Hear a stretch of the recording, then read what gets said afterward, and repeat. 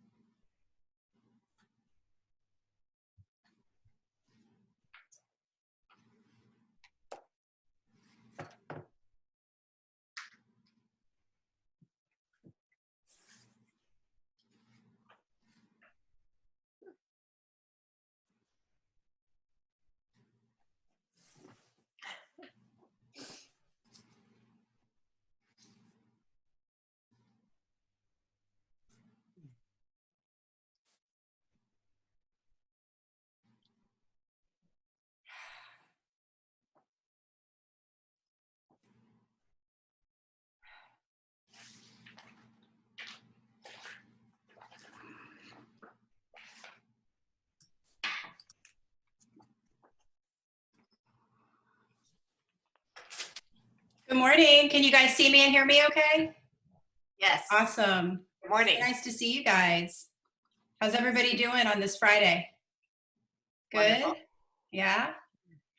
All right. So it looks like we're missing a few. Maybe they'll be joining us here shortly. But we're going to go ahead and get started.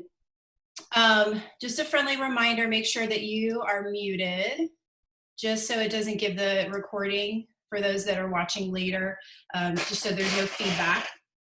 And we're going to go ahead and just jump into a little meditation to start today. So just get yourself comfortable in your space. If you want to sit on a bolster, if you want to sit up in a chair. Won't be a very long meditation, but do make sure that you feel comfortable.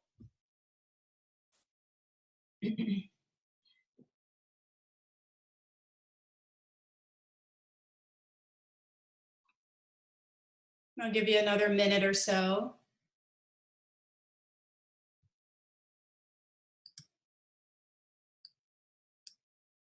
Also, if you have a piece of paper handy, go ahead and grab a piece of paper and a writing utensil if you don't have that.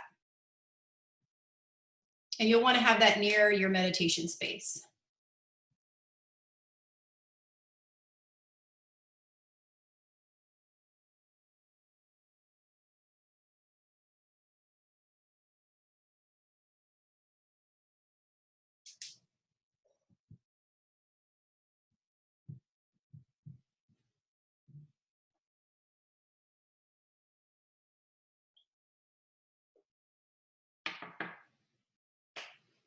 All right, it looks like a couple people are going to be making their way back maybe in the next few moments. Maybe they're grabbing some paper.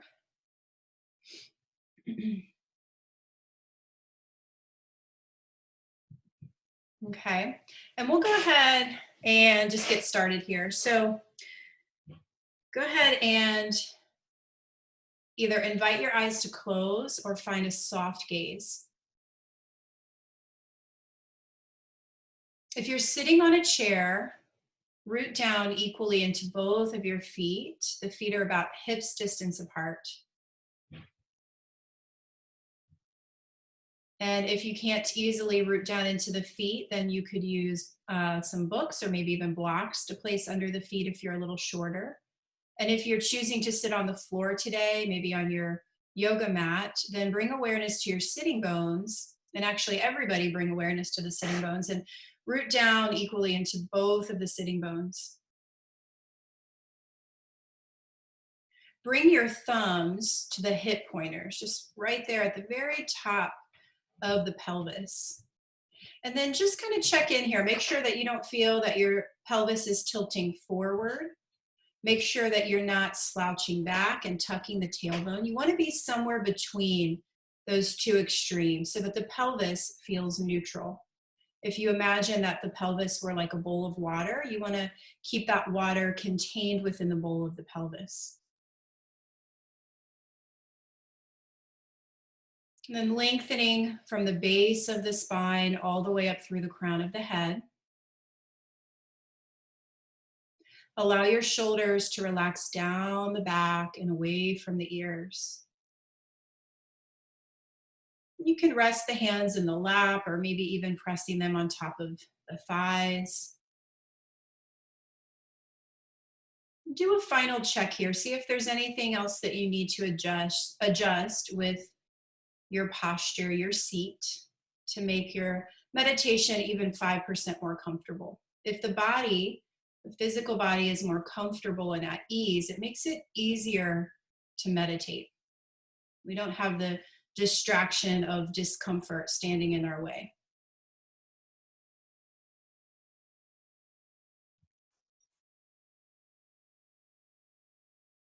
Once you feel comfortable here to the best of your ability, bring your awareness to your breath.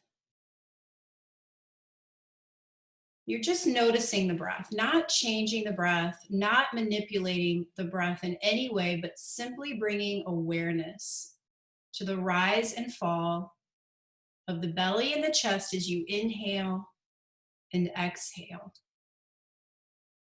And very often, when we bring awareness to something, we may automatically want to fix it or change it to how we think it should be. But for right now, if you're noticing that, see if you can resist that temptation to change or correct the breath. Even if the breath feels shallow, just let that happen. Let the breath be natural. And just notice. So again, maybe you're noticing constriction. Maybe the breath does feel a little shallow today in the body. Maybe the opposite. Maybe you're noticing the breath is very full and deep today. See if you can simply be a witness here for a few moments, just noticing. Conscious awareness of the breath.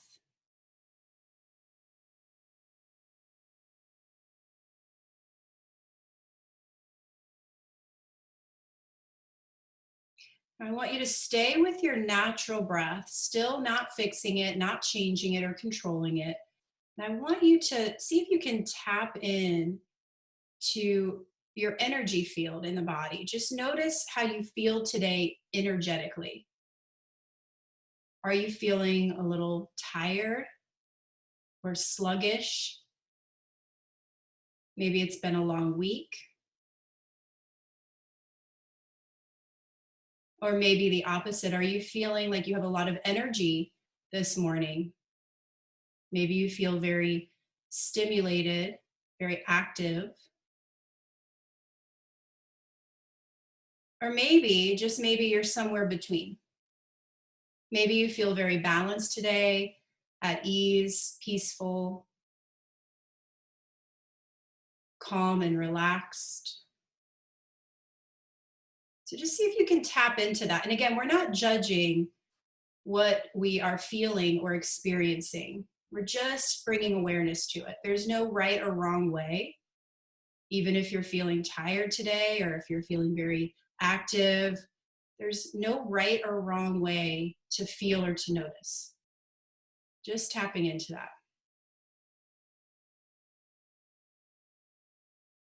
Maybe there's thoughts that are bubbling up to the surface. And maybe you even take a moment to observe and notice those thoughts.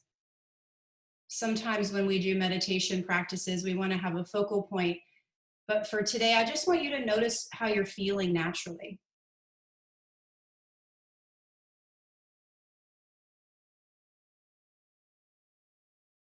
So taking a moment to notice and observe any thoughts that are coming up and how that might relate to how you feel energetically.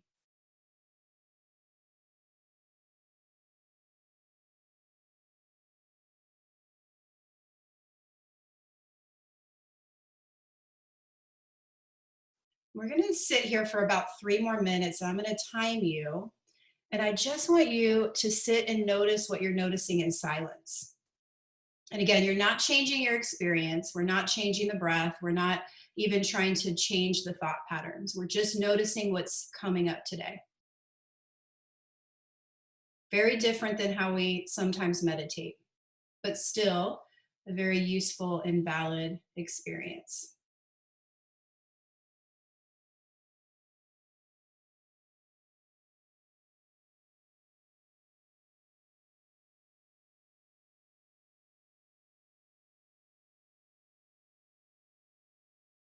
So as you sit here for these next 2 minutes, just know that I will bring you out when it's time. But for now, again, just noticing.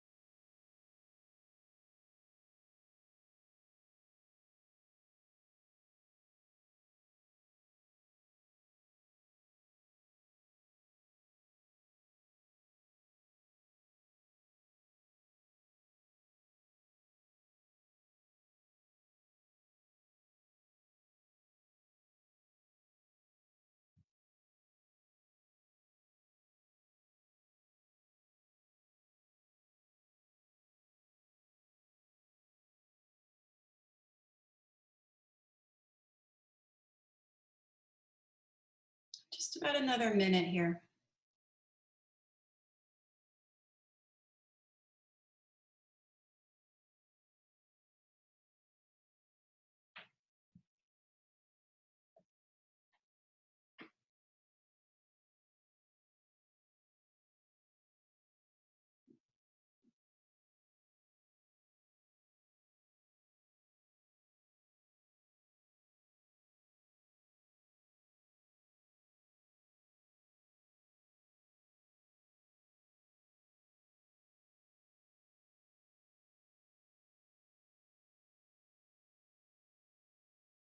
All right. And when you're ready, go ahead and open your eyes if they're closed and start to bring your awareness back to the room and back to the space around you. Welcome back, everyone. Okay, so what I want you to do now is with your paper and your writing utensil, I just want you to take a few minutes here to just jot down anything that you noticed from that practice. So, particularly focusing on how you felt energetically. And if there was any thoughts popping up, it can be anything at all. It could even be, when am I going to get out of this meditation practice? It could be, I really like this meditation practice, or whatever. Maybe your to-do lists were popping up. Whatever was coming up for you. You're not going to have to share this. This is just for personal use, unless you want to share it, but you're not required or anything to share it. So just put down whatever you want about what you noticed. And we'll just take about a minute or so for that.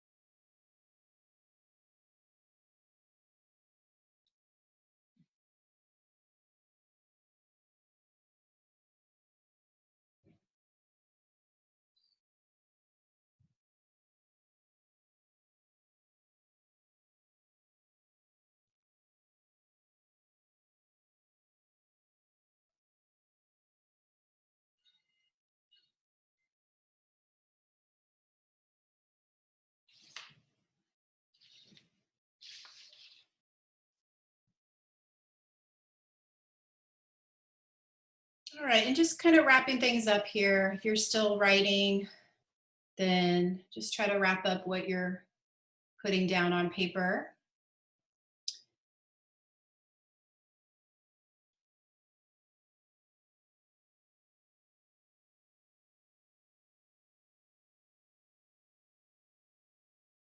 All right, and then just put that to the side to now, for now. We're going to come back to that later, but just go ahead and put that to the side.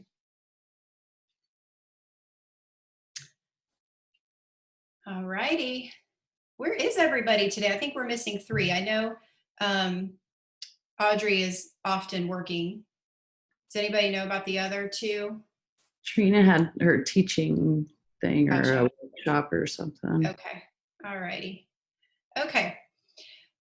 Let's go ahead and move on from here. So today we're talking about yoga diet and the gunas. If you do not know what the gunas are, no worries. We'll talk about what that means. Also, really quickly before we dive into that, the quizzes. So I went to grade them yesterday evening and I graded almost all of them. There were a few, though, I think because you guys had to switch the format because it came out wonky, that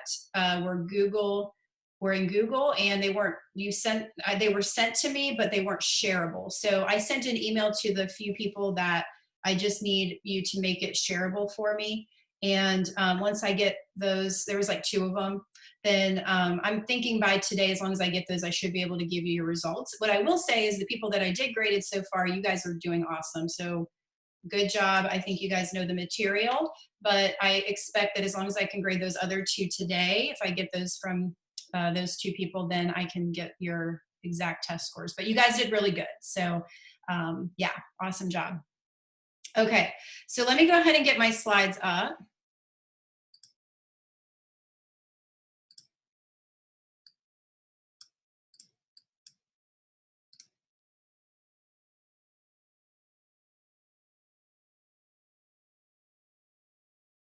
Okay.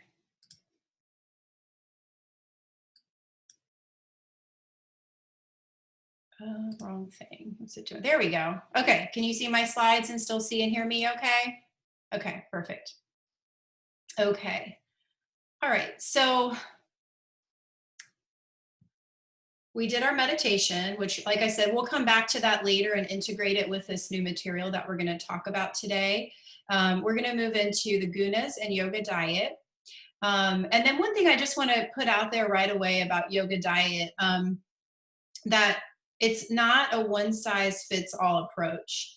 I think sometimes when we hear the word diet, we just because a lot of the Western like trendy diets that are out there, we get this idea that it's very orderly and that you have to follow a certain protocol and you can only eat this and you can't eat that.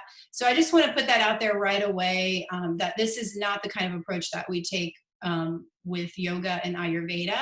It's not a one size fits all. So today I'm not going to tell you what you should be eating or what you shouldn't be eating because that's not my job. It's going to be very more of an individualized approach. And then we're going to take a break. And then after that, you guys are going to watch a movie. And I sent a link to your inbox. I think moving forward, as long as I can find the YouTube versions of what we watch, I think that's the way to go, is maybe for you guys just to log out of Zoom. Did that go better last time when you were able to watch it using the Paul Greeley link? If anybody wants to let me know, give me a thumbs up. Did that work better for you? The quality was better? I did figure out the sound was actually on my end. I forgot to do the share sound with that too. I've only done that a few times where I've shared videos on Zoom. So that was my fault, but I do think the quality is better, right? Anyway, the quality, the way it streams is better. So I think that's the way to go. As long as I can find the movies that we watch in the training in YouTube version, I think I'll just send you the link. We don't really watch a whole lot of movies, but there are a few other things that we will watch in the training. So I think I'll just send you guys the link if I can. And so what we'll do at 10:30-ish, whenever we're ready to watch the movie, I'll have you guys just log out of Zoom, and then the link should be in your inbox, and then you'll just use that time to watch it on your own. Okay? All right. Okay, so we're going to dive right in here. The gunas. So the gunas are 3 essential qualities or aspects and energies in nature. Can you pull your slides up? We're What'd you seeing. say? Can you pull your slides up for us? We're seeing like the whole. Oh, I think I just need to, gosh, how do I do that? We see like one medium size and then two tiny underneath it. Are you? I wonder if Yeah. it's not sharing the right thing. The Gunas are on the left, and then on the right it says audience tools, speaker notes. Weird. So- Okay, let me see if I can X out of it. Oh, that took us out of. Is that the first time that's happened? Yeah. Weird, because I didn't do anything different. Let me try again. That's weird. Okay, I have it in presenter view.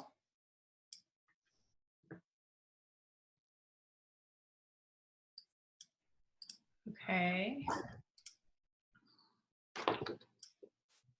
Maybe I did click something different. That's good. Okay, I think I did click something different. I didn't realize it. Okay. Thank you. All right, so now it looks better. Okay, Better. perfect. All right. Let me just make sure everybody is muted. Okay. All right, so the gunas. The gunas are 3 essential aspects or energies in nature. Okay, so these 3 forces make up all that is tangible or intangible in our universe. I'll give you guys a minute to write that down so I'm not going too fast today. Okay, so these 3 gunas, the first one is tamas. Tamas is fixed or dull energy, immobile, lethargy, sluggishness. So when we did our practice, our meditation practice, if you were noticing that today you're feeling a little tired, which sometimes can happen for some of us at the end of a long week, maybe a little sluggish, that would be tamas.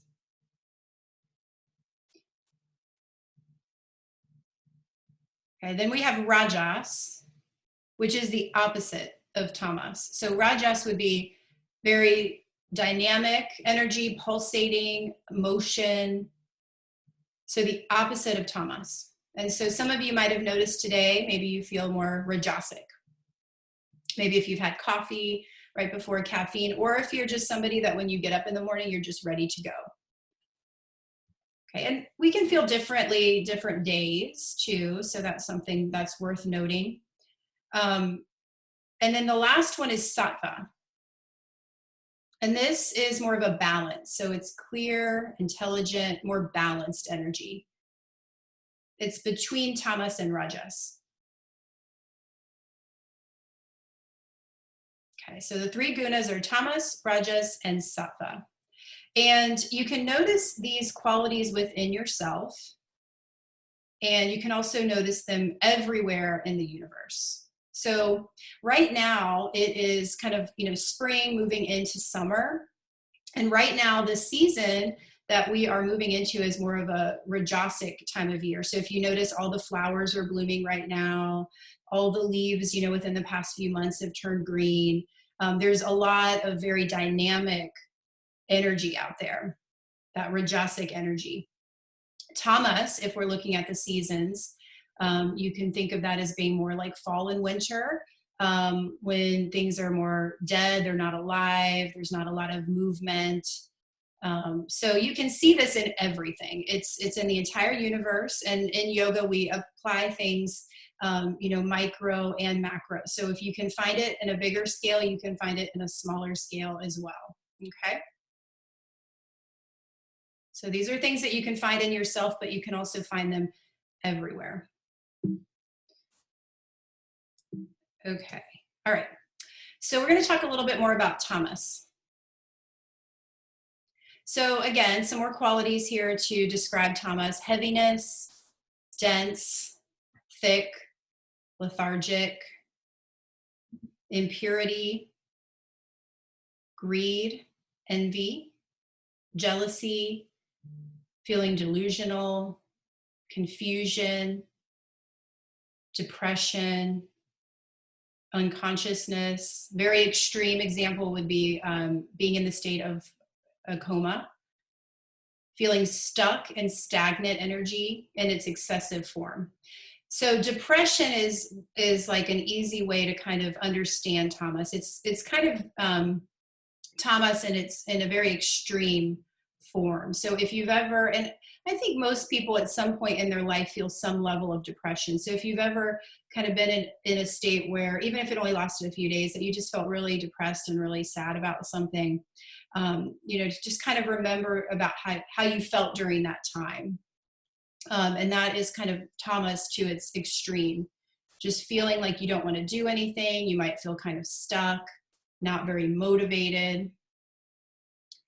So you would balance Tamas by increasing Rajas, which we'll talk more about Rajas in just a minute, but you balance the gunas with the opposite. So that's just something to kind of remember. Anytime you're in one of these states, Rajas or Tamas, you want to do the opposite to create balance. And Sattva, that more balanced state, is what we're trying to achieve, ideally. So we're trying to get to that sattvic state, that very balanced state. And to do that, you would always want to do things that are the opposite. And we'll talk more about what you can do here shortly. Okay, are we good with this slide? Can I move on?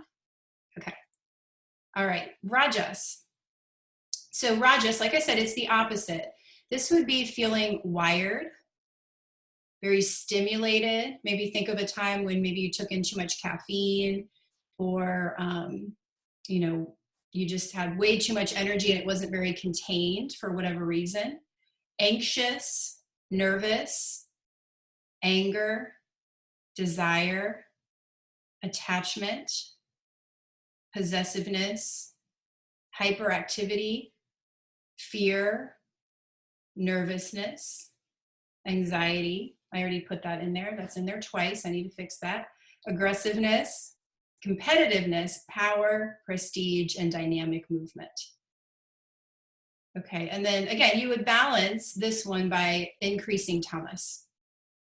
So if you are in a state of Rajas where you're feeling very wired, stimulated, hyperactive, anxious, fearful, you would want to do things that are more tamasic to create balance, to reach Sattva.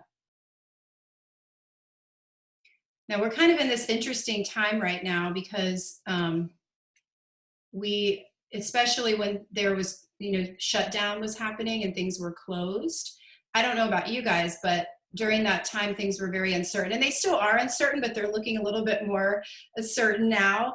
But I think a lot of us were going through this kind of wave, at least I was, of feeling very rajasic, feeling like a lot of anxiety, and then feeling very tamasic, feeling almost like a state of sadness. Did you guys kind of experience that a little bit too? Some of you? Yeah. So, that was kind of a crazy time. And what we all need to do during especially crazy times when we're feeling out of balance is try as much as possible to create the balance by reaching Sattva. Okay, so Sattva is clarity, intelligence, equilibrium, purity, compassion, wisdom, knowledge, understanding, comprehension, generosity, patience, kindness, and serenity. So I know for me personally, one thing I was struggling with during closure was the patience. And that's why I wasn't very sattvic during that time. I wasn't being very patient. And, if you can think of other times in your life too, where maybe you were out of balance. If maybe, for me, that was something that just happened. So I'm using that as an example, but you may have other things in your life that you went through where you were feeling more rajasic or more tamasic that you can relate back to. So we feel more balanced and unattached and peaceful when we're in the state of Sattva. Everybody good with this slide? Okay. All right. So we can have a combination of these energies. So that's the interesting thing, is that, you may be experiencing one for a prolonged period of time. Think of that, the depression, some people struggle with that for a very long time. Or, I use the example of when we were going through COVID at its height, when everything was shut down, that you can have kind of this up and down roller coaster of Rajas and Tamas. So it kind of just depends. You can go through these states for very long periods of time, or they can increase and decrease pretty quickly, day to day, or even moment to moment. And I'm using more of an extreme example of closure and depression and anxiety and things like that. But just even think of that on a less extreme example of maybe just getting up on a regular day. And you wake up and maybe in the morning you have a little bit more of that Rajasic energy. Maybe it's not to the extreme level, but you have a little bit more of that natural energy to kind of go about your day. And then just kind of think about how the day goes on. Maybe in the middle of the day you feel a little bit more balanced. And then towards the evening you feel a little bit more tamasic. So that would be a normal, natural progression of these energies without them being in their excessive form. So we all experience these to some degree. Doesn't always mean it has to be depression or anxiety. It could just be more of a natural state. Okay, and again, you want to balance these gunas with their opposites. Rajas and tamas aren't bad. I think that they get a bad rap because we want to reach that state of sattva, but you have to remember that in order to reach sattva, you often have to bring more rajas or tamas in, depending on what the opposite quality is. So they're not bad. You just want to use them wisely. They're only imbalanced or they're only problematic when they become imbalanced, when you have too much. So if you are going back to that example of depression with tamas, very more extreme form, or maybe anxiety with rajas, that's when they start to become more problematic, when they get out of balance. Okay, so the key is to try to use discernment and always do things that will lead to that balanced state of sattva. So sattva is attainable because it is our true nature. If you take off all the layers, underneath all of that, our true essence, our true being, our soul or Atman is sattva. It is balance. So it is attainable. I know sometimes when we're going through these extreme states, we might not feel like it's easy to reach balance, and sometimes it's not easy. It may take some work, but it is still attainable because underneath all of those layers, our true nature is balance and sattva. So when we're talking about yoga, did you have a question? I'm so sorry. I said I was okay with the slide prior to, but I wasn't. Did you this go back? one or the one before? One more. One more. So Okay. The sattva one? Yep. Go ahead. Thank you. You're welcome. I got Is it. this all kind of making sense? Yes. Thank you. Good. Okay. All right. Are we good to go? Yes, I got it. Thank you. All right, we're good with this one. Okay, so how do the gunas relate to yoga? So I mentioned before that you can find these qualities in everything. So we've been talking about, some conditions like anxiety and depression, but you can find these in everything. So for example, if you are teaching a yoga class and maybe depending on the time of day, you may want to bring in more rajas or tamas. So, and I'm going to let you guys unmute yourself, or you can even put it in the chat box. But when do you think you might want to use more rajas in your yoga sequencing and your yoga classes with the postures that you do, or maybe the breathing practices? When you're feeling dull and sluggish. Dull and sluggish. When would be a natural time of day to bring that in? In the morning. In the morning, yes.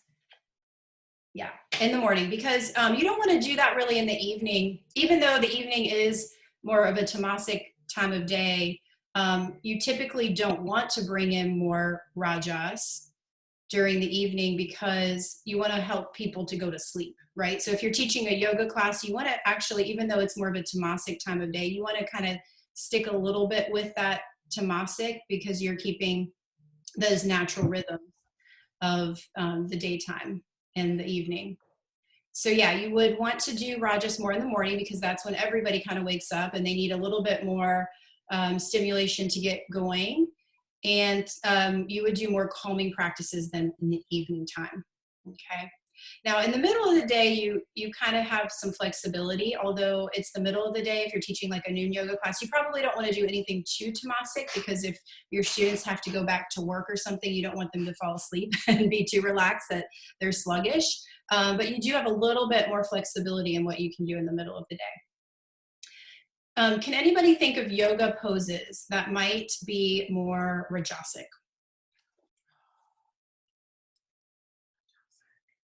Like your standing balancing things, your warriors, dancer. Yeah, some of the standing poses. Yeah, they can also be grounding, so it depends on how you're approaching them. But what about back bends? Back bends are very energizing. Have you guys ever been in like a full wheel or a back bend and it kind of wakes you up a little bit for the most part, for most of us? Yeah. So back bends are good for waking up, but in the evening, you may not want to do quite as many back bends. And it doesn't mean that you don't do them, but maybe you don't do like a full wheel or a Dhanurasana. Maybe you stick more to bridge pose or something that's a little less energizing. What poses would be, talking a little bit more about Raja, some other poses that are energizing would be like your lateral poses, poses that open up the side body. And so I know, Danny, you mentioned some standing poses. This would be one that's more energizing because you're really opening up and you're creating length in the body. Also, like your triangle pose is another one because you're really opening up and you're expanding. And that energy is flowing throughout the entire body. It's very active. All the chakras are activated. So the lateral poses where you're opening up the side body are going to be more stimulating. Back bends are going to be more stimulating and Rajasic. What about tamas? What yoga poses do you think would be more tamasic? Anybody?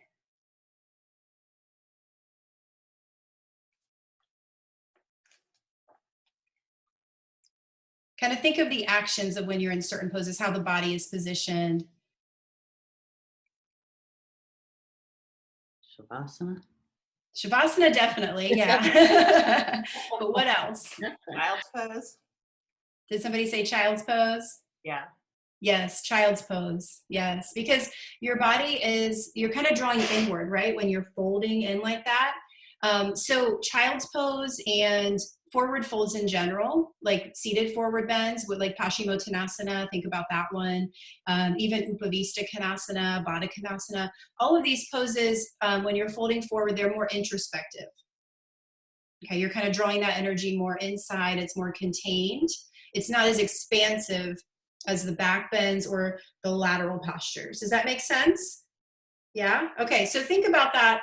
I would put a note somewhere. If you didn't talk about that with Janine with sequencing, make sure you put a note somewhere about that because that's going to be a huge thing with your sequencing as you start to plan your classes is knowing the energetic effects of the yoga postures. Because if you can come in and teach a class at a certain time of day that helps people, they may not know why they like your class, but they're going to feel more balanced when they leave, depending on the time of day, and they're going to come back. So just keep that in mind because you don't want to teach like a very stimulating practice at night and people go home and they can't sleep, right? And I've taken power classes like that where they were very expansive and opening and then I couldn't go home and go to sleep.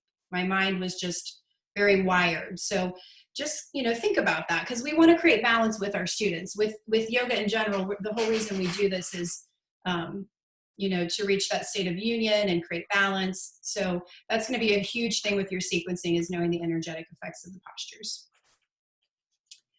Okay. So what about pranayama practices then? What pranayama practices would help with rajas? So this is that stimulating energy. If you have a student and they come in and they're very rajasic, would you want to do Kapalabhati with them if they're already rajasic? No, I see Dana shaking her head no. You would not. What did you say? 3-part breathing? 3-part breath would be good, yeah. Yeah, 3-part breath would be really good. 2-to-1 breath would be really good. You wouldn't want to do more stimulating practices with this person because you're just going to fire them up even more. And you don't want to do that. You want to bring them down a little bit. So if you're working with students that, maybe they have anxiety or anger issues or whatever, you want to do practices that are going to bring them down a little bit, help to ground them, help to calm them down.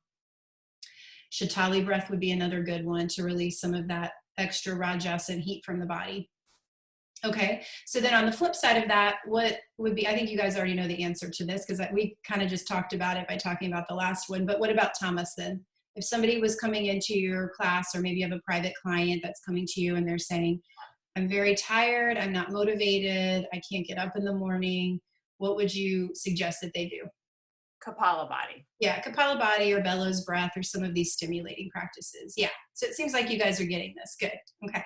Any questions so far? You guys are doing good. Okay.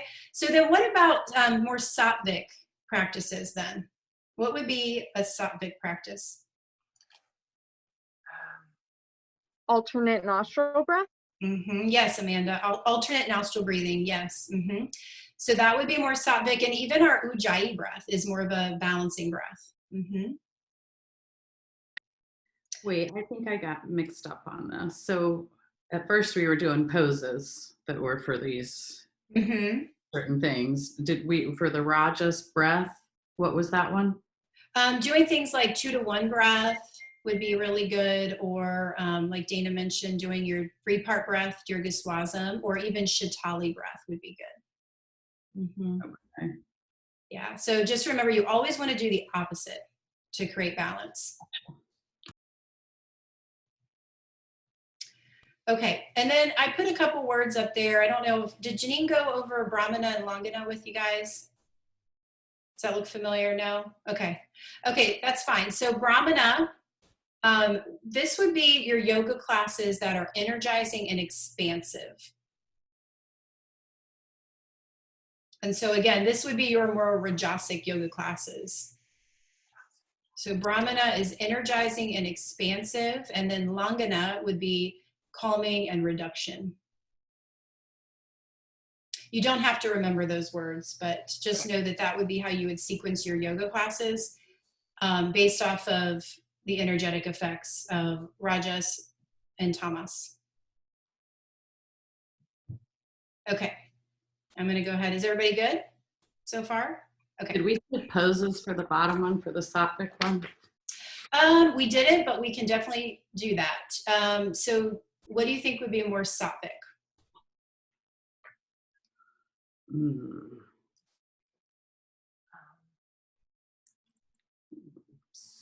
I do not know. Like cat cow. I don't know if a combination. Yeah, cat cow, like that movement of cat cow, the opposites. And this one, it kind of depends on the person too and what they're experiencing. So it's hard, I think, to pinpoint very specific poses because I think normally what you're going to do when you plan your yoga classes is it's going to be more doing the opposite of Rajas and Tamas. To find that bottom. Yeah, gotcha. Yeah. So you're going to use Rajas and Tamas to reach Sattva. But I mean, there are some that are coming to mind that I think would be more kind of in the middle, like your staff pose is something that I feel like it's a very energizing pose, but it's also that energy is kind of contained more inward. And yeah, I don't know. There's a couple poses that are coming to mind that I think could be sattvic, but it also depends on the person and how they feel in the pose too. Okay. All right. So the gunas can also relate to time of day. So sattva would be daytime and clarity. So right in the middle of the day would be sattva. So high noon would be like the ultimate sattvic time, high noon.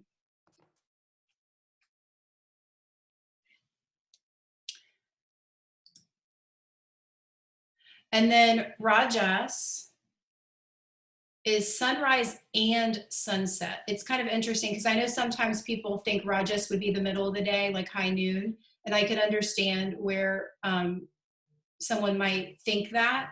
But remember that rajas is that stimulating and dynamic energy, and you need that stimulating and dynamic energy to make the sunrise and the sunset. Does that make sense? It's that transitional period. So twilight or transition. So it wouldn't be the middle of the day. That would be sattva. Rajas would be sunrise and sunset.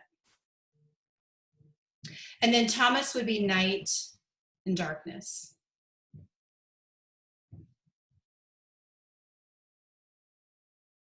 Okay.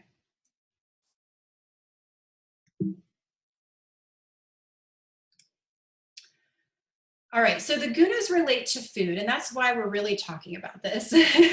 I did say we were going to talk about yoga diet, and this was kind of leading up to that. So the gunas relate to food because, again, they relate to everything. So sattva, these would be, sattvic foods would be things like fresh fruit, fresh vegetables, and we're not just talking about, you know, really it should be organic, non-chemically grown fresh fruit and vegetables, grains, milk. And when we're talking about milk from the guna standpoint and from Ayurveda, we're not talking about just like going to the grocery and buying whatever milk, like the cheapest milk that you can find. We're talking about like really good milk. Like this would be even maybe unpasteurized milk, really fresh milk, or you just know that it's from a better source. You know, I know in the past, I don't drink milk myself, but I do know that we've had past teacher training groups and stuff kind of get together. And I think there are some local places where you can get unpasteurized milk. And I think have you guys heard of Market Wagon? That's what I was just getting ready to say. Yeah, they have unpasteurized milk on there, right? Yeah.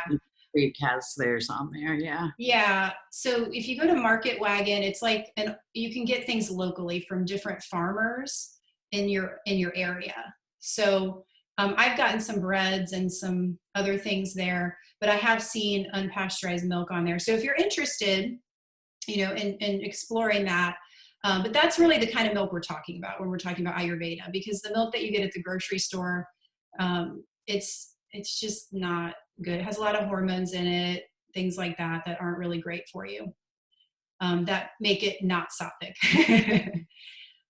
Ginger would be sattvic. A vegetarian diet. And when we're talking about a vegetarian diet, we're not talking about just any vegetarian diet, because I do know vegetarians and even vegans that aren't healthy, right? So if we're talking about you're really eating those fresh fruits, the veggies, the grains. We're not talking about you're vegetarian, but you eat like processed, you know, fake chicken, right? That's not, that would not be sattvic. So it's not just any vegetarian diet. It would be you're really eating a healthy diet. Sprouts, seeds, honey, herbs. So these would all be sattvic.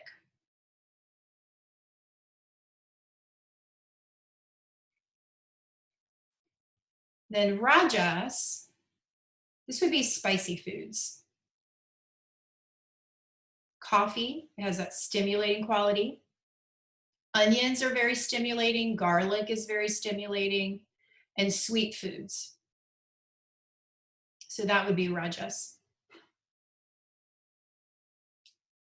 And then tamas, these would be fermented foods. And fermented foods can be very healthy for you. You know, I eat sauerkraut and things like that, and I think it has a lot of good benefits. And again, when we're talking about the foods, you have to remember that we're not saying that it's bad or good, right? Sometimes you need a little tamas in your life, and sometimes you need a little rajas in your life. So just kind of when we're talking about these, remember that they're not always good or bad. The goal is to reach sattva. So if you are a more rajasic person, eating fermented foods can be good for you. But if you're already very tamasic and sluggish, then these foods can just increase that. And so you may want to do the opposite. So tamas, fermented foods, and you kind of have to think of the idea that it's not totally fresh, right? So it's going through some kind of process, and that's what makes it tamasic. Even though it's very healthy for you, it's not those fresh veggies. It's like it's going through a process, kind of sitting for a while, and that process makes it have more tamasic qualities. Alcohol, meat, mushrooms. Now mushrooms, anything that comes from the earth, any kind of vegetable, like, you know, even carrots, turnips, these root vegetables, beets, mushrooms, those are going to be more tamasic. Even though they're vegetables, they are closer to the earth or grown in the ground, and they have more of that tamasic quality automatically because they were growing in the earth and they really took in those qualities. Eggs are tamasic, cigarettes, drugs, processed foods in general, and then cheese, again, because it's processed.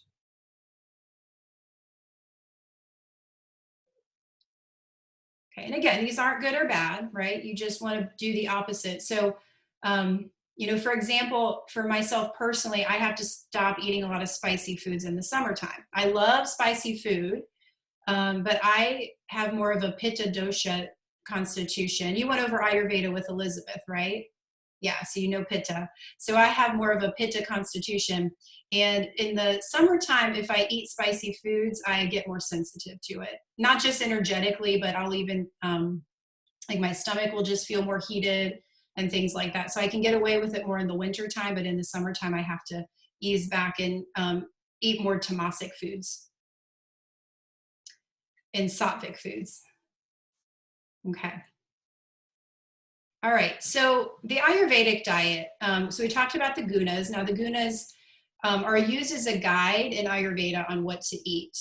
And this is where I was mentioning early on when we started that I'm not going to tell you what you should eat or not eat today, because that's not really the kind of diet or lifestyle that we follow in Ayurveda. It's not a one size fits all approach, which is why I really like it. And I believe it really works, because some of the trendy diets that are out there, like paleo or even vegan or vegetarian or whatever, low carb was popular. I remember when I was in college. All of these diets, they might work for some people if you've noticed, right? Some people have really good results with these diets, but not everybody does. And so that's what I like about Ayurveda and the approach is it's very individualized, and it's not a diet that tells everybody they should eat the same thing and have the same result, because we're not. We all have different constitutions. We all have different qualities or gunas within us, and that can change. And so this is why I really like Ayurveda, because it really focuses on each person individually. So in an Ayurvedic diet, you would use the 3 gunas as a guide on what foods are the most beneficial to eat. So if I mentioned my example of in the summertime with Rajas, that I have more issues with Rajas in the summer. You can apply that to yourself as well. Maybe there are certain times of the year or maybe different days where you just feel like, oh, I don't know that I should be eating these kind of foods right now. And we're always, again, looking for that balance. We're always trying to reach sattva. So when you choose what you're going to eat, just try to, as much as you can with, the best of your ability and your circumstances, just try to make conscious choices to reach that state of sattva. So again, eating foods to create sattva or balance. The foods relate to the doshas, vata, pitta, and kapha. Okay, so they relate to the gunas, but they also relate to the doshas because these are all connected. Okay, they all fall under yoga and Ayurveda. So if you're a vata type person, pitta person, or kapha person, you would eat a different diet. You would not all eat the same exact thing. And even a pitta person will not eat the same exact thing as another pitta person.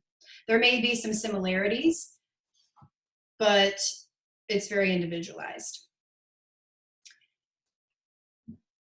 So you would also look at the state of imbalance, if there are certain imbalances going on. For example, if you have indigestion, that would be an example to maybe not eat rajasic foods. You don't want to eat more spicy foods. You want to eat more cooling foods.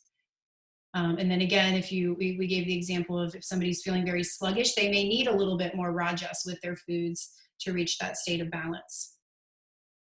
In Ayurveda, surprisingly, we actually limit raw foods. So I know, it's thought of in our culture like salads are healthy, and they can be healthy, especially in the summertime. If you're going to eat salads, now would be the time to do it in the summertime because you can get away with it a little bit more. Some of them are more cooling. The salad itself is cold, right? So if you're going to eat a salad, this would be the time of year to do it. But like in the winter time, you wouldn't really want to eat a lot of raw foods because it's thought in Ayurveda that the raw foods are harder to digest, right? If you cook them, They're easier to digest. You would also look at the state of an individual's digestive fire. Again, I mentioned the indigestion, or maybe if somebody is a little gassy or things like that, that would determine how their digestive fire might be and how they might eat. And also age. So depending on your age, it might affect what kind of foods that you eat. And also the climate that you live in. So, you know, when I go to places that are very tropical, like Costa Rica, they have a lot of very cooling foods, coconuts and mangoes and all these more cooling foods naturally, because it's a heated environment. So the earth knows what we need, right? Depending on where we live. And then, you know, if you live here in Ohio, right now, for example, a lot of greens are what is naturally grown. I have a CSA, which I highly recommend checking into. If you don't get a CSA, I use Patchwork Gardens, and they will deliver it to your doorstep. It's local, chemically free foods. They can't say organic because I think you have to have that for like a really long time, and it's expensive. And I think that they've just chosen not to actually get that labeling, but it is organic. They don't use chemicals. And you can go to the farm and you can tour it. And anyway, everything is grown based off of the season, and they just deliver it to you. And you know, whatever you're getting is what you should be eating for this area at any given time of year. And that's why I really like it, because at the end of the day, what we all should be doing, if nothing else, is eating with the seasons. If you want to create balance and reach sattva, try your best to eat with the seasons. You know, tomatoes are going to be available towards the end of summer. We should all be eating tomatoes then. And same thing with like the squashes and things like that in fall and winter. We should all be eating squashes at that time of year. And that's what our body needs. And I really think that the earth knows what we need. And if we just kind of eat with the seasons, you'll create automatically more sattva and more balance. So even if you choose to eat meat, or you don't eat meat, or you are vegetarian, I don't think really that matters so much. What matters, I think, is more than anything, eat with the seasons, eat organic, and that's the best thing you can do. Eat locally too. Okay.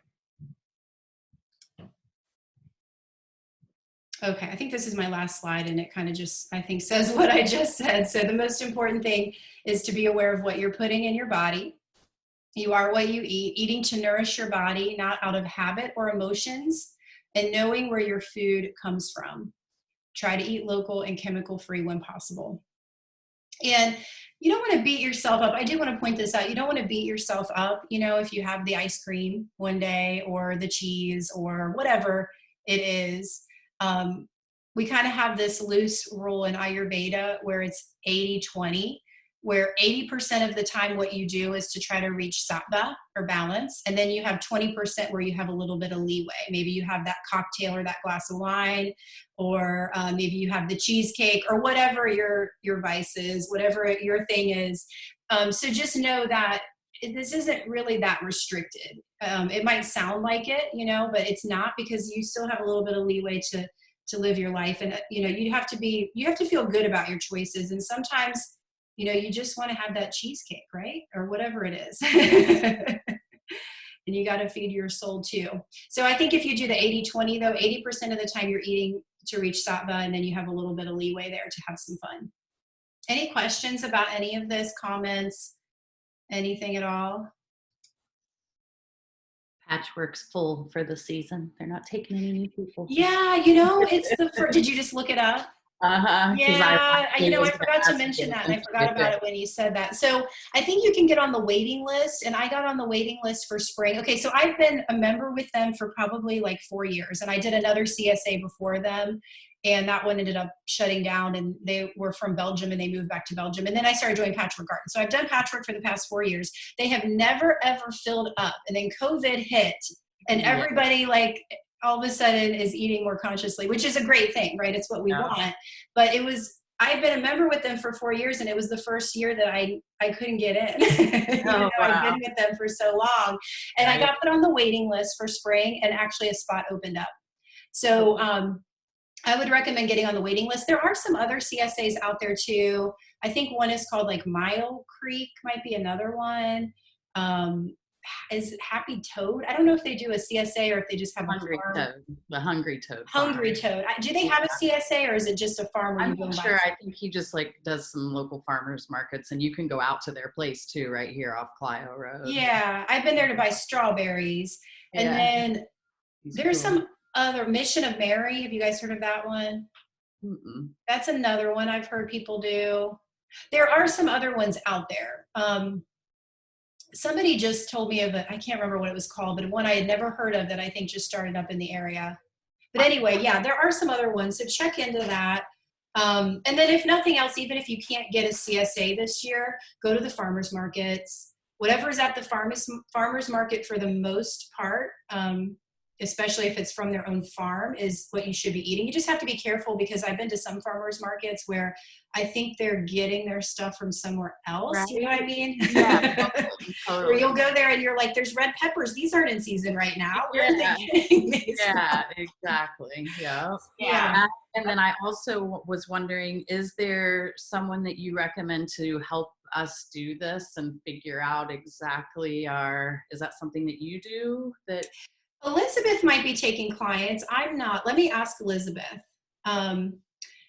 Also, another place you could go to that I would recommend would be Anjali at the Ayurvedic, what's it called? I never get the name right, even though I did my Ayurvedic massage training there. I always want to I think it's Ayurvedic Institute in Beaver Creek. Let me look it up really quick. I think I had her on here last night watching a video. It's in Beaver Creek. And I always get confused of their name, and I don't know why, because I've been there several times. I think they might have changed their name a few times too, which doesn't help. Is it just, I think it's Ayurveda Natural Health Center. Ayurveda Natural Health Center in Beaver Creek. okay. Anjali is the owner, and she can do consultations, Ayurvedic consultations. Okay. Yeah. And then once we figure out what we are, do you know of a good local chef or somebody that can help us cook these or teach us how to cook them? Because I'm a terrible I used to know, and she moved to Tennessee. Ah. You know what's funny though is me and Elizabeth are talking about starting an Ayurvedic, kind of like a CSA, but an Ayurvedic-based one for different types. Oh my gosh, seriously, that would be good. I was trying to find somebody last night. There's a lady in San Francisco that's got that set up. Yeah. And that would be awesome. And we're talking about doing that. We started Definitely talking about it before COVID hit, and then things got a little crazy with COVID, so we'll probably revisit that. Especially But now, I think there's like a need for it. that For for sure. Yeah, absolutely. I would sign up for sure. Yeah, I think there's a need for it because Ayurveda is starting to become more known. Like 10 years ago, people didn't really know what it was, and not here anyway, maybe in California or something like that. But here, people are starting to know a little bit more about it. And again, I think it just makes so much sense because it does cater to the individual, and that things can change, and that you wouldn't always eat the same thing depending on the seasons and all that. So it just makes so much sense to me. It's the only thing that's ever made sense to me diet-wise. Okay.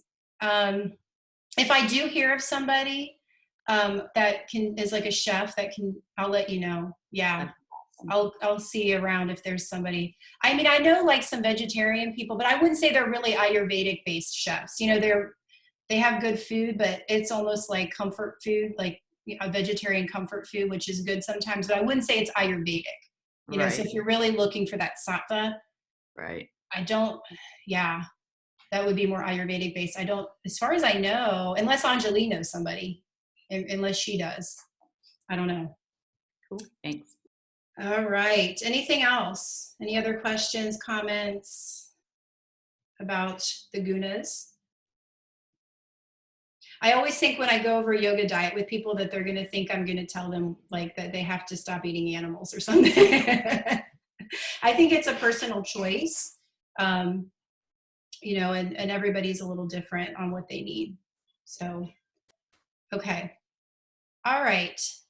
So let me go ahead and pull these off of here. Okay. Can you see me and hear me again without the slides? Yeah. Okay. All right. Let me see how we're doing on time really quickly. Okay. We're doing good on time. Okay. If there are no questions right now, let's go ahead and take a 15-minute break. So go ahead and take a 15-minute break. We'll meet back at 10:20 briefly. We won't really be meeting for very long. Did everybody get the link actually for the movie? Yeah. If you don't know, I think, Jessica, you might have joined a little late. I had mentioned early that I sent a link to everybody that has a movie that we're going to watch. So instead of streaming it today, because the quality doesn't seem to always be great, I just sent you guys the link, so you're going to log off and then watch it, and then just make sure you watch it. So you guys have this time now, so if I would use it to watch it. Okay, so let's go ahead and take 15 minutes. It's a good one. It is a good one. Some of you might have watched it before. Let's go ahead and take 15 minutes. We'll meet back briefly before we watch the movie. So I'll see you back at 10:20.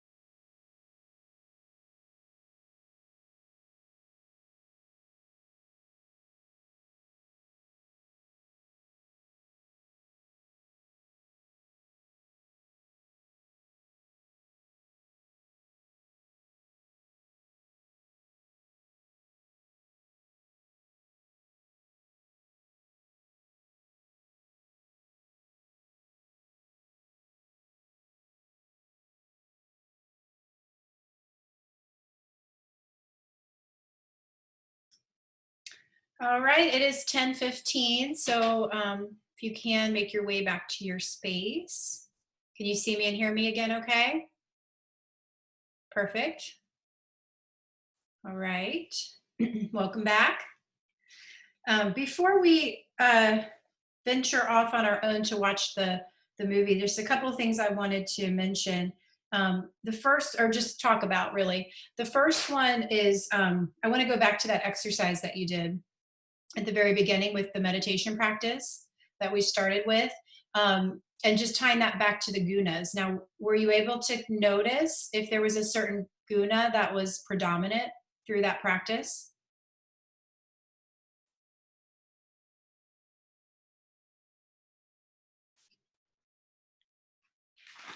I was feeling more Thomas this morning because my husband came home early yesterday with his kidney stone problem and then kept me up throughout the night, getting up periodically, and I didn't get good sleep and I started my period and I'm just blah. Mhm. Yep. And I sat in a chair for the first time for my meditation. I said, you know what? I'm sharing the chair today and I should do it sitting on my mat. Yeah, a lot of meditation practices, I'll say you can lay down or sit down, but for this one, I wanted everybody to sit because everybody probably would have started feeling Tamasic if I had told you it was okay to lie down. Anybody else? Anybody feel something different? Maybe you felt Rajasic or Sattvic this morning? I felt more Rajasic, and I found that interesting because I'm also, like yesterday, I was so relatable to the Pitta type Mm-hmm. too. So having that same energy today when we were doing that, Mm-hmm. just interesting to notice. It is interesting. It's nice to notice because then you can create balance, right? If you need to. You have the tools available to do the opposite through your yoga practices, through your breathing practices, or maybe what you're eating. Okay. Did anybody feel very sattvic today? Not so much. That's okay. All right. Okay. So, and then I also, before we start the movie Food Inc., so maybe some of you have watched this movie before. It's getting a little old now. I don't know if it's like 8 or 10 years old or something, but it's still very valid. So even though it's an older movie, it's still, some of the information in there is still very valid to the way that we're eating in the US right now. Things are slowly changing, but very slowly. So a lot of it is still valid. I did want to point out, it's not super graphic, but there's a couple of uncomfortable, could be potentially uncomfortable for some people. So I just wanted to point that out ahead of time. It's not throughout the entire movie, but there are some scenes with some animals. So if anybody is sensitive to that, I just wanted to let you know ahead of time so you have a heads up. And I did also want to just mention ahimsa because we didn't really talk about ahimsa with our discussion today, which is kind of important to talk about. So ahimsa, if you remember from the 8 limbs, is nonviolence. So that's another thing, just when you are eating more of a yoga diet or more of an Ayurvedic diet, that you would want to, as much as possible, to practice ahimsa, nonviolence. Now, that doesn't necessarily mean that you don't eat animals. I know for some people that is the case, that they take that to mean I'm going to abstain from eating animals or animal products. It could mean that for some of you, but it doesn't have to, because for some people, perhaps they might need to eat meat. I don't know. I don't judge what other people do or what their needs are, but I know I have had some people tell me that they feel better when they eat meat, so I believe them. But I would just say, to the best of your ability, if you are eating animal products and meat, that you at least try to eat it from a local source, like a butcher, somewhere where you know that you're getting your food that's not from a factory farm, because factory farms are abusing animals, as we know, or you'll see in the video. And even during COVID, you guys might have heard of like all the pigs that they had to put down because there wasn't the demand anymore because the restaurants were closed and things like that. So, just, it's not that you have to abstain from eating meat, because I'm not here to tell you that. And I don't think, anybody should tell you like exactly what to eat or what not to eat. But just try to make conscious choices to the best of your ability. And that's what you'll see in this movie. That's really what this movie is all about, is just, if you're going to eat certain things, even if it's vegetables, try to eat organic. If you're going to eat meat, try to get it from a local source where they are kind to the animals, more free range and that sort of thing. Okay. All right. Any questions, comments before I send you off on your way to watch the movie? Okay. All right. We're not going to meet back. So, yeah, you'll just watch the movie. The link is in your inbox. Everybody said they got it, right? I just want to make sure everybody got it. Okay, perfect. Okay.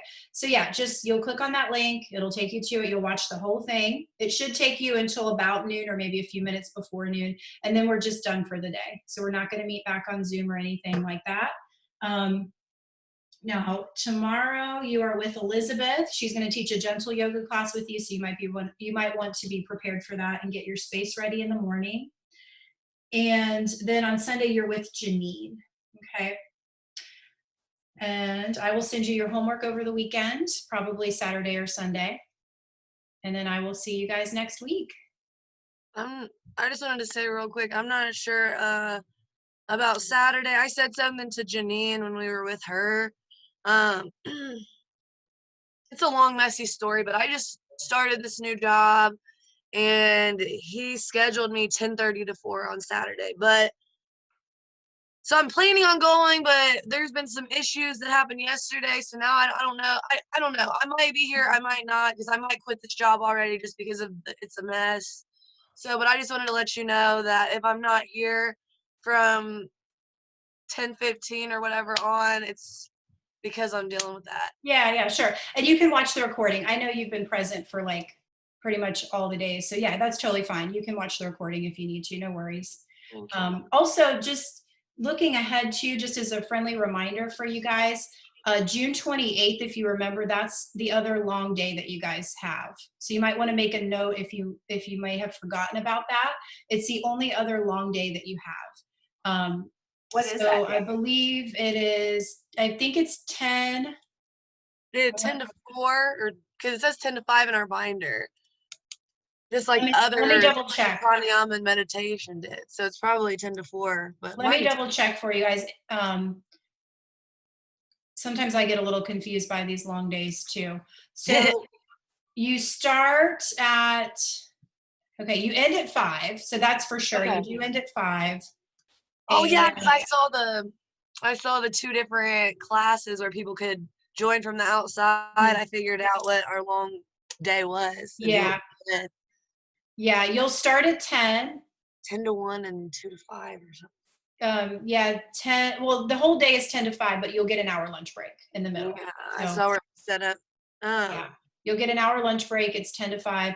And you guys will, just like normal, it'll be through Zoom. There will be in-person people present because we're actually filming it with our other teacher training groups, but they're going to be participating in person, and you guys are going to be doing it online since your training is online. So it'll be the same like on Zoom, but there'll be other people in the room, in the real room. I was curious about why, since you just said that, it jogged my memory. So I know that I remember when I signed up, you said that we got 6 months of online access because of our teacher training. So we can only do the online. We can't come in and do classes since things are kind of getting back to normal. And I mean, like, the studio's open. I was just curious because I'm like, my old yoga teacher isn't like teaching yoga anymore. The one I used to go to a lot in person. Like, I usually don't go out a lot to yoga, but I was just curious because I would like to come to some in-person classes once things are like. Yeah, the way we planned it was it's all online, but let me think about that and I can get back with you. But yeah, the way we planned it was that it's all online, and this training was also a little bit cheaper than our in-person as well. So because for our in-person classes, we have to pay our teachers for students that come in. So this was priced a little bit cheaper too for that reason. So yeah, you guys, it's pretty much set up to be all online, but I can think about that and let you know. Yeah. Okay. Any other questions, comments, anything else before you guys watch the movie? Okay. All right. So go ahead and sign off here, and you guys can watch the movie, and then I will see you guys next week. All right, take care, everybody. Thank you. Bye. Bye. you.